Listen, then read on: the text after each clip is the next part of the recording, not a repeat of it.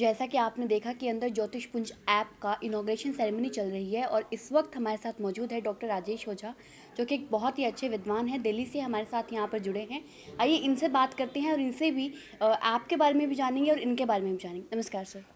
जय माता दी।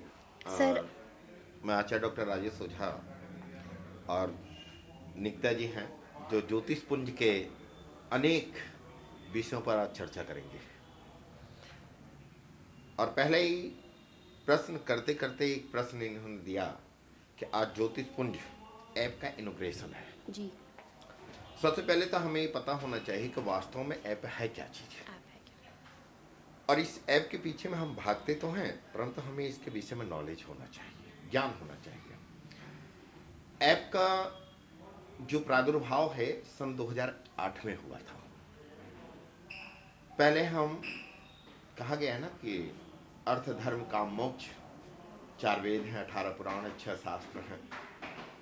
और उसी में ज्योतिष पुंज का एक संकल्प था कि अनेकों व्याधियों को, अनेकों समस्याओं को कैसे जनता जनार्दन की समस्याओं को हम दूर करें। क्योंकि हर व्यक्ति ज्योतिषी के पास नहीं जा सकता है, दूर बैठा हुआ कहाँ पर है, किस प्रकार से है, बहुत सारी समस्याएं हैं।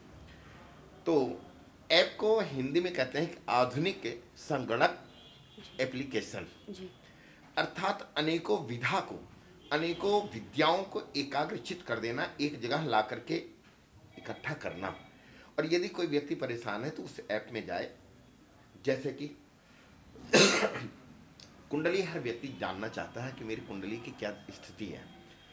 चाहे मैं हूँ, कोई भी है, हर व्यक्ति चाहता है कि मेरे जीवन में क्या होगा। तो ज्योतिष पुंज ऐप में आप जाएंगे, जाते ही अगर आप अपनी कुंडली देखना चाहते हैं, डेट ऑफ बर्थ, टाइम और बर्थ प्लेस डालेंगे तो आपकी कुंडली आ जाएगी। अगर दशा महादशा देखना चाहते हैं, उसके अंदर ऐप में एप्लीकेशंस हैं, वहाँ आप क्लिक करेंगे तो वहाँ आपकी बहुत सारी चीज़ें, समस्याओं का समाधान होगा। अभी मैंने बताया कि हर व्यक्ति कई बार ज्योतिषी जी के पास नहीं जा सकता, समय अभाव है, और उन्होंने सोचा कि ज्योतिष पुंज पे हम जाएं। और अनेकों विद्वानों से अगर मैं चर्चा करना चाहता हूं तो चर्चा भी कर सकते हैं, और उसमें अपने विषय में जानना चाहते हैं। इस ऐप के द्वारा, इस ज्योतिष पुंज कुंडली के द्वारा, ज्योतिष पुंज ग्लोबल फाउंडेशन है और इसका एक ही संकल्प है कि ज्योतिष को घर घर पहुंचाने की जो कलात्मक दृष्टि संकल्प है, वह हर घर में ज्योतिषी व्यक्ति हो जाए। हर बच्चा, जो युवा पीढ़ी है, आपने देखा होगा कि युवा पीढ़ी, मैं कैसा कपड़ा पहनूं, मैं कैसे शूज पहनूं, मैं कैसे घड़ी पहनूं, मैं कौन सा पेन रखूं, मैं किस दिन किस कलर का कपड़ा पहनूं, जिससे मेरे ऑफिस में, मेरे कार्य क्षेत्र में, मेरे व्यवसाय में हर तरफ से मुझको लाभ की प्राप्ति हो।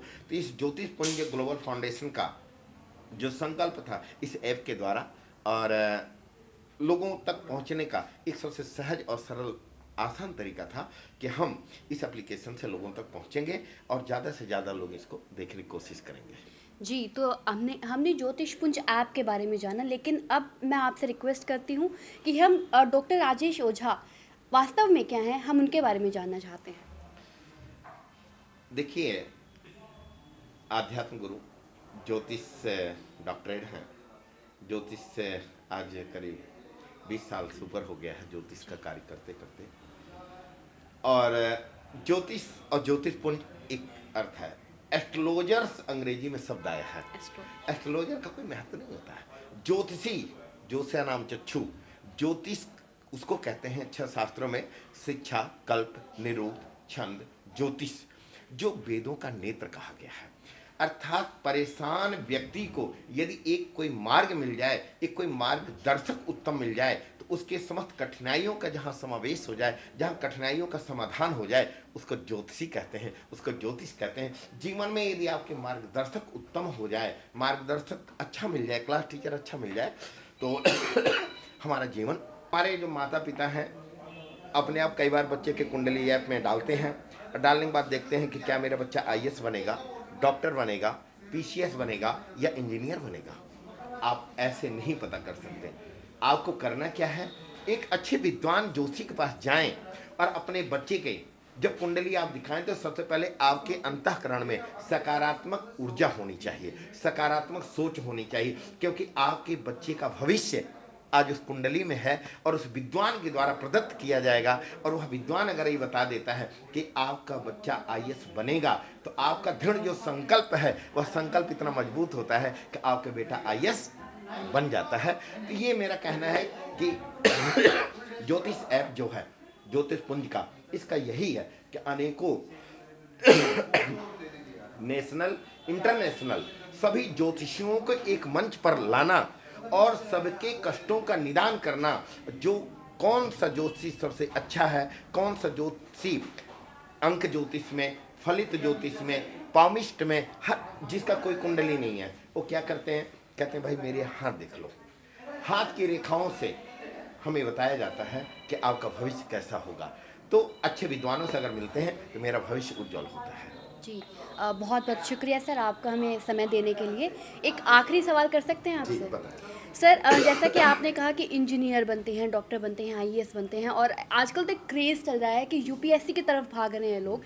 तो यहाँ से मैं आपसे ये जानना चाहती हूँ कि अगर कोई ज्योतिष विद्या में आना चाहे, अगर कोई ज्योतिष बनना चाहे युवा पीढ़ी से, तो आप उन लोगों के लिए क्या सजेशन देना चाहेंगे? सबसे पहले तो प्रातःकाल उठना प्रारंभ कर दें। जी। यदि आप ज्योतिषी बनते हैं तो ज्योतिषी तो घर से ही बनेंगे। पहला काम, सूर्योदय से पहले उठना, भगवान को प्रणाम करना और अपने माता पिता का चरण वंदन करना और बड़ों का सम्मान करना। जीवन में कहा गया है ना कि सरलता ही संपन्नता का प्रतिसूचक है। नम्रता, विनम्रता, सहजता, सरलता, समरता, ये विद्वानों के लक्षण हैं। जो विद्वान हो जाता है ना, झुक जाता है। जो अभिधा में रहता है, जो विद्वान नहीं होता है, आपने कई बार देखा होगा कि जब कोई किसी के पास जाता है तो बड़े नकारात्मक विचारों से उससे बिहेवियर होता है। नहीं, ऐसा नहीं होना चाहिए। तो सबसे पहले आपका गुरु अच्छा होना चाहिए। गुरु अच्छा होगा तो आप अच्छे विद्वान बन जाएंगे। तो बृहस्पति देव की आराधना करें तो बहुत ही अच्छा रहेगा। जी, बहुत बहुत शुक्रिया सर, आपने हमें ज़िंदगी के उन रूल्स के बारे में हमें बताया जिनके बारे में शायद ही कोई बता पाएगा। और यहाँ पर हमारे साथ जुड़ने के लिए, अपना कीमती समय देने के लिए आपका बहुत बहुत शुक्रिया सर। धन्यवाद।